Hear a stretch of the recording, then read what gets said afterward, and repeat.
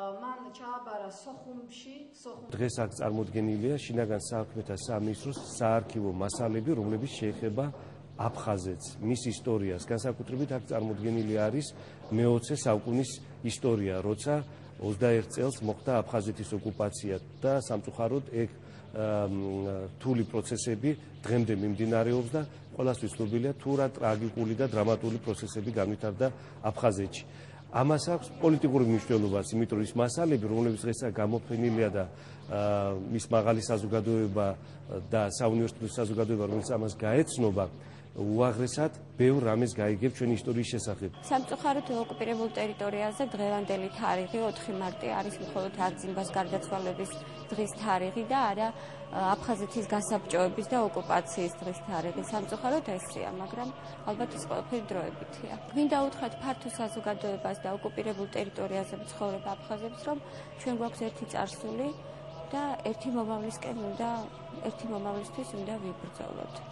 წიგნი, რომელიც ხელში მიჭირავს, ეს გახლავთ აფხაზეთის ისტორიის სახელმძღვანელო, რომელიც სოხუმში არის გამოცემული 2006 წელს და ეს არის ზოგადსაგანმანათლებლო სკოლების მე-11 კლასების ისტორიის სახელმძღვანელო.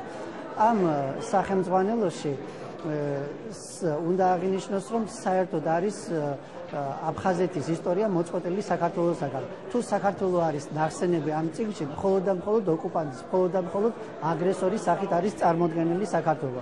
თითქოს აფხაზეთს საქართველოსთან არაფერი არ აკავშირებდა საუკუნეების განმავლობაში. ფაქტობრივად შეიძლება ითქვას, რომ ეს არის აფხაზეთის ყალბი ისტორია. როგორ ცდილობდა გარეშე ძალა დაეყო საქართველოს ტერიტორიები, ყოფილიყო წინ მომზადებული საფუძველი ამისათვის და სწორედ ამ ჭრილში ერთობ მნიშვნელოვანია საზოგადოება უნდა იცოდეს ის სიმართლე, რაც ალბებით ჟამს გადახდა ჩვენს ერს, ეს ნათელს მოფელს ბევრ საკითხს.